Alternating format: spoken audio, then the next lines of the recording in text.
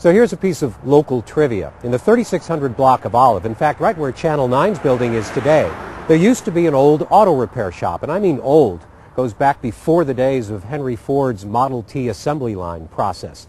There are still a few people around, though, who know how to build a car the old-fashioned way, the really old-fashioned way. And with just a few minutes and some help from our editor, Greg Reinhart, we can sit back and watch how it's done. Get set.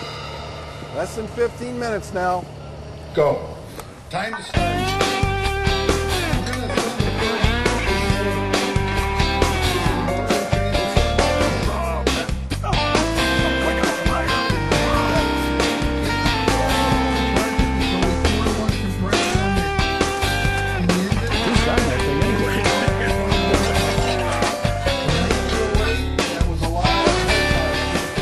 We take a pile of parts that are spread out all over the ground, and in 8 to 9 minutes, less than 15, we completely assemble this car and have it running and driving.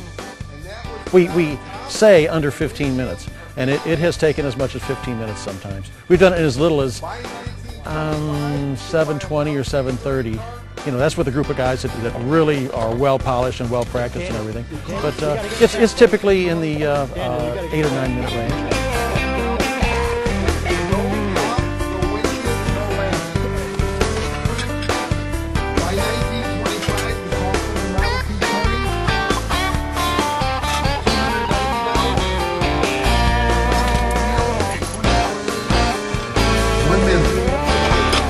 Minute.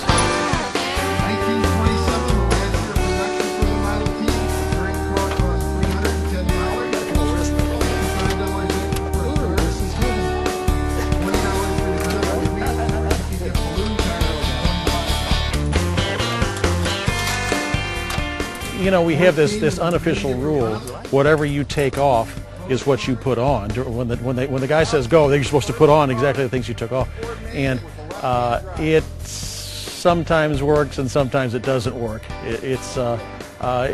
When the guy says go, it gets pretty hectic, but it always seems to work out.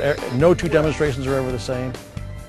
You try to stay in a certain area, and if you're on the front end of the car or the back end of the car, so you get familiar with those sections.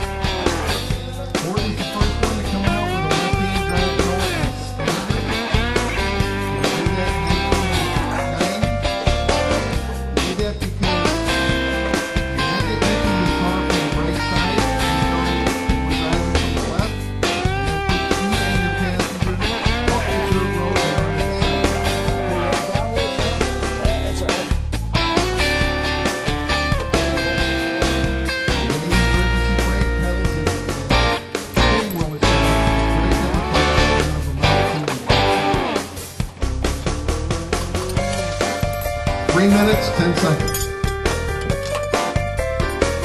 People think that all Model Ts were black. The original 1909 Model T, you could not buy a black one. It's a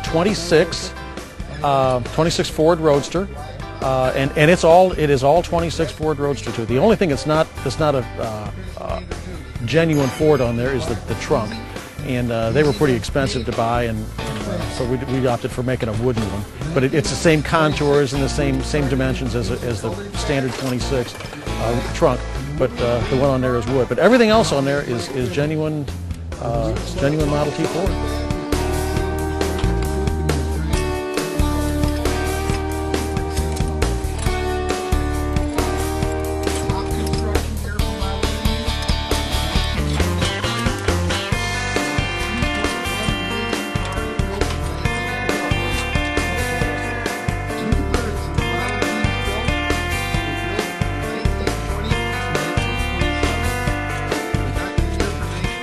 Henry Ford did not invent the assembly line. He certainly perfected it and gave it automotive application. When the assembly line came along, everything changed. He cut the assembly time way down. But in the early days, they were built pretty much the same as this, although probably not quite as fast. But they were built pretty much the same. They would sit the car, and 5 guys would work on it, and one guy, you know, they put the engine in, then they put the axles in, then they put the wheels on, and put the body on it, and it was similar.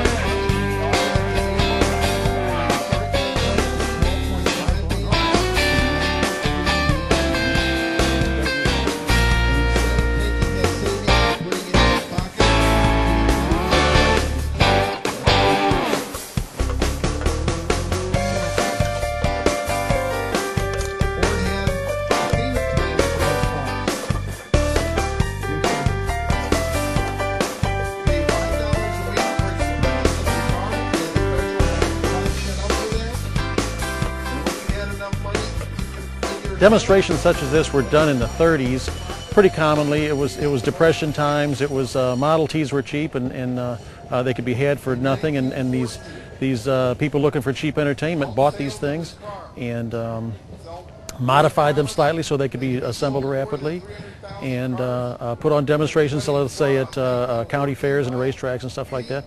And it was good, wholesome, cheap entertainment in the 30s and probably into the 40s too. We're proud to be the ones to carry on the tradition. Nobody in our area had a quick assembly car, and this one was found down south, and we brought it up, thought it would be something good to promote our club and get people more interested in the Model T Ford.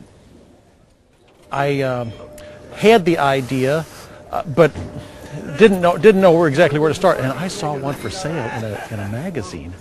And of course, I put the magazine down and forgot where it was. But I eventually tracked it down. It was built by some people in West Virginia, and I called them up and negotiated a deal. I drove to West Virginia to pick it up. That was in late '04 or early '05, and I picked it up, and we've been doing demonstrations ever since. It's a lot of fun. Everybody who ever sees it loves it. You know, they don't have speedometers, air conditioners, heaters, turn signals, brake lights, odometers, gas gauges. They're just very big. They were cars for the basic, for the common man. They're just basic, inexpensive, built very sturdy. That's what people like about them. Is just the simplicity of them. They can go about 50 miles an hour. We usually drive about 35 or 38 miles an hour. I'll watch that corner. That corner is always a problem. The thing about them that is the weirdest and what nobody can understand is the pedals on the floor. That's how you shift the gears with these things. I mean, the left pedal, you push it down and you're in low gear. Halfway back is neutral. All the way back is high gear. The middle pedal is reverse. The right pedal is the brake. The gas pedal or the accelerator is up here on the where the gear shift would be on a modern car. It's different. They're very different.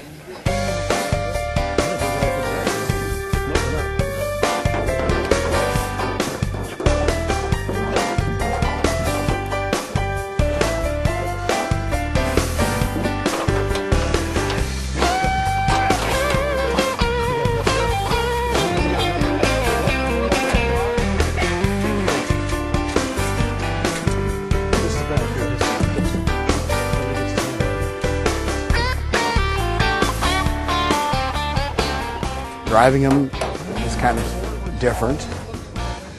When I first got ours running, my dad, who's now 84 years old, had ridden in one, but had never driven one.